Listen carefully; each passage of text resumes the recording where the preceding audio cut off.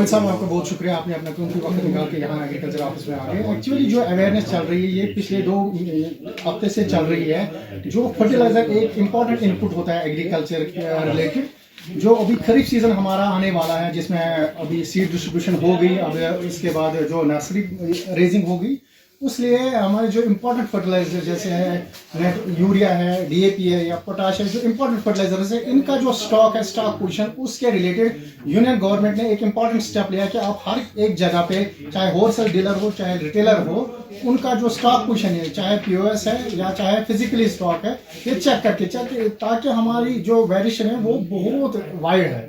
अगर हम देखेंगे पीओएस में बहुत ज्यादा 7,500 मीट्रिक टन दिखा रहे हैं, लेकिन अगर हम फिजिकली देखेंगे डिस्ट्रिक्ट अनंतनाग में खाली 750 मीट्रिक टन है।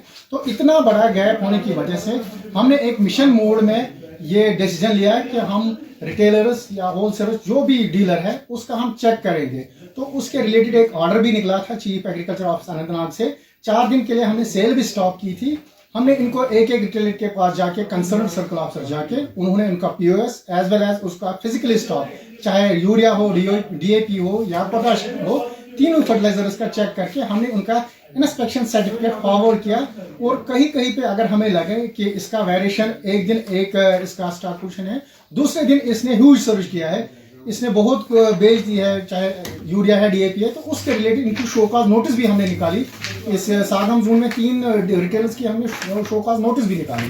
तो आज का जो मुद्दा मकसद है, जो आज हमने इस दिन अवेयरनेस निकाली, जुडिशियस यूज ऑफ फर्टिलाइजर, ताकि हमें जो फर्टिलाइजर का यूज है वो हमें जुडिशियसली करना चाहिए। हम यहाँ से लेते हैं एक कनाल में, चाहे हमें 7 किलो यूरिया डालें या डीएपी 5 किलो डालें, पोटाश 4 किलो डालें, हम एक ही डोज में डालते हैं। लेकिन अगर हम पैकेज प्रैक्टिस देखेंगे, मेन क्रॉप जो है पैडी का, उसमें हमें स्प्लिट डोज में यूज करना पड़ता है। चाहे यूरिया हो, यूरिया हम पहले जिस वक्त ट्रांसप्लांटिंग करते हैं, ये नर्सरी रेजिंग के बाद हम ट्रांसप्लांट, उस वक्त हमें एक डोज डालना है, जितना हमें एक कनाल में लगाना है, उसके 3 स्प्लिट डोजेस करने हैं। फिर 21 डेज या 1 महीने के बाद दूसरा डोज, फिर उसके बाद आफ्टर 2 मंथ तीसरा डोज लगाना है। दैट मींस कि स्प्लिट डोज की वजह से हमें एक तो जुडिशियसली हम फर्टिलाइजर यूज करते हैं। ज्यादा फर्टिलाइजर यूज करने से क्रॉप का हमें जो लॉजिंग का खतरा होता है या ये रिप्रोडक्टिव फेज में नहीं चला जाता, उस वजह से कल हमें क्रॉप लॉसेस बहुत ज्यादा हो जाते हैं। और जो फर्टिलाइजर है हमें ज्यादा मंगाना पड़ता है, उस वजह से हमें बहुत दिक्कतें होती है।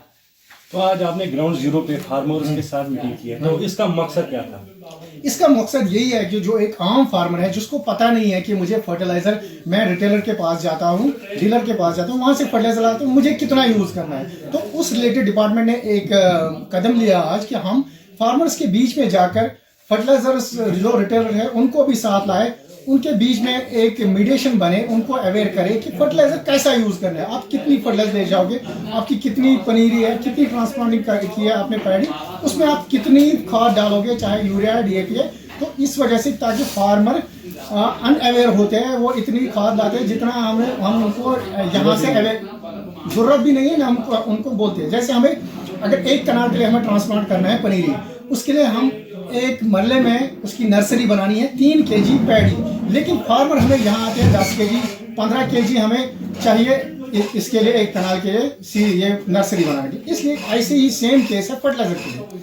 फर्टिलाइजर में भी जुडिशियस यूज करते हैं, जहाँ पे 3 kg लगाने वहाँ पे ये 15 kg लगाते हैं। कल जाके जैसे हम अक्सर बोलते हैं कि इसमें वो कल सीड नहीं बना, ग्रेन फिलिंग नहीं होगी, इसमें लॉजिंग, इसमें इतनी लेंथ हो गई, फिर ये गिर गया बारिश की वजह से, वाटर लॉजिंग, ये मेन चीजें हैं। तो हमें पहले से ट्रांसप्लांटिंग से लेकर हार्वेस्टिंग तक हम फार्मर के साथ हैं, चाहे इसको इंटरकल्चर ऑपरेशंस हो, पेस्टिसाइड यूज हो, हर्बिसाइड यूज हो, हर वक्त मेरा जो टेक्निकल स्टाफ है, चाहे मेरा फील्ड असिस्टेंट से लेके मेरा जूनियर एग्रीकल्चर एक्सटेंशन ऑफिसर या हमारे सब डिविजनल लेवल या हमारे खुसूसी जो हेड है डिस्ट्रिक्ट के chief agriculture officer Anantnag mister Shahnawaz Ahmad, तो वो फार्मर के साथ साथ है। हर जगह हम इनको टेक्निकली अवेयर करते हैं कि क्या करना है, क्या नहीं करना है। तो जहाँ पे भी ग्रीवेंस होंगे, मेरा ऑफिस हमेशा खुला है, तो ये यहाँ पे आएंगे कि मुझे क्या करना है, क्या नहीं करना है। रिटेलर्स से कोई शिकायत आ गई, वो भी यहाँ पे डायरेक्ट करे, हम उसका अजाला करने के लिए तैयार हैं। आखिर में रिटेलर के लिए क्या मैसेज? रिटेलर्स के लिए यही मैसेज है, आप अपना बिजनेस करो, हम रोकते नहीं है, लेकिन बिजनेस को दूसरे मोड में मत ले जाओ।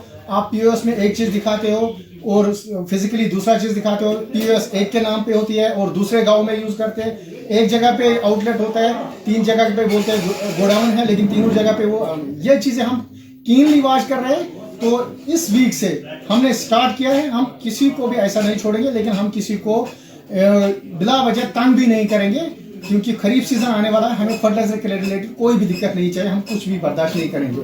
शुक्रिया टाइम देने के लिए। Thank you. चालू करके रखिए। हाँ, चालू है ना।